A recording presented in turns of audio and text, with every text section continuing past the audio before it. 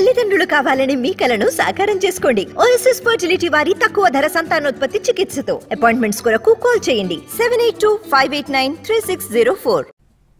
రాష్ట్ర ప్రజలకు ఎన్నో మంచి పనులు చేసిన వైసీపీకి 175కు 175 స్థానాలు ఎందుకు రావంటూ ప్రశ్నించారు వైఎస్ జగన్మోహన్ రెడ్డి. భీమిలిలో జరిగిన సిద్ధం సభలో ఎన్నికల శంఖారావాన్ని పూరించారు జగన్. నగారా మోగించిన పదండి ఎన్నికలకు అంటూ పార్టీ శ్రేణులను సిద్ధం చేశారు ఆయన. వచ్చే ఎన్నికలు పేదలు పెత్తందారులకు మధ్య జరిగే కురుక్షేత్ర యుద్ధంగా అభివర్ణించారు జగన్. పాండవుల్లా ప్రజలంతా తమ వైపు ఉంటే దోపిడీ దొంగలైన కౌరవులంతా మరోవైపు ఉన్నారని అన్నారు జగన్. ఈసారి ఎన్నికల్లో చంద్రబాబు కూడా ఓడిపోతారని చెప్పారు సీఎం జగన్.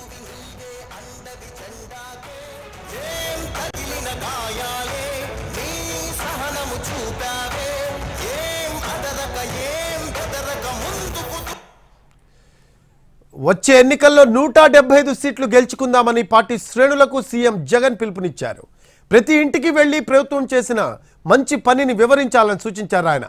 ఈ ఎన్నికలు పేదలు పెత్తందారులకు మధ్య జరుగుతున్నాయని స్పష్టం చేశారు జగన్. వచ్చే ఎన్నికల్లో మన టార్గెట్ 175కి 175, 175కు 175 స్థానాలు మన టార్గెట్. 25 ఎంపీ స్థానాలకు 25 ఎంపీలు మన టార్గెట్. ఎందుకు రావు అని అడుగుతా ఉన్నా. ప్రతి ఇంటికి మంచి చేశాం, ప్రతి గ్రామంలోనూ మంచి జరిగింది.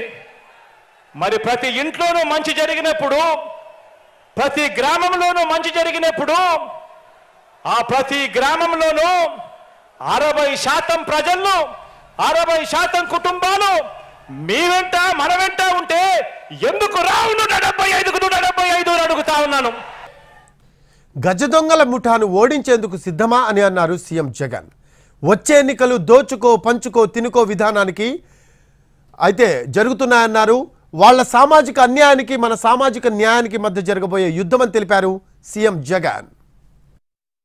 ఆ ఎన్నికలకు మీరు సిద్ధమా అని అడుగుతా ఉన్నాను. దుష్ట చతుష్టయాన్ని, గజ దొంగల ముఠాను ఓడించేందుకు సిద్ధమా అని అడుగుతా ఉన్నాను మీ అందరినీ. వచ్చే ఎన్నికలు పేదలకు పెత్తందారులకు మధ్య యుద్ధం. వచ్చే ఎన్నికలు వారి వంచనకు మన విశ్వసనీయతకు మధ్య యుద్ధం. వచ్చే ఎన్నికలు వారి దోచుకో పంచుకో తినుకో అనే విధానానికి మన డిబిటి అంటే బటన్ నొక్కడం, నేరుగా అక్క చెల్లెమ్మల కుటుంబాల ఖాతాల్లోకి నేరుగా డబ్బులు వెళ్ళిపోవడానికి మధ్య జరుగుతా ఉన్న యుద్ధం. వచ్చే ఎన్నికలు వారి సామాజిక అన్యాయానికి మన సామాజిక న్యాయానికి మధ్య యుద్ధం. వచ్చే ఎన్నికలు ఈ సంక్షేమ పథకాలన్నీ రద్దు చేసే వారి కుట్రలకు మన సంక్షేమ ప్రభుత్వానికి మధ్య జరగబోయే యుద్ధం. వచ్చే 2 నెలలు మనందరికీ కూడా నిత్యం యుద్ధమే. మరోసారి అడుగుతా ఉన్నా, ఈ యుద్ధానికి మీరంతా సిద్ధమా అని అడుగుతా ఉన్నాను.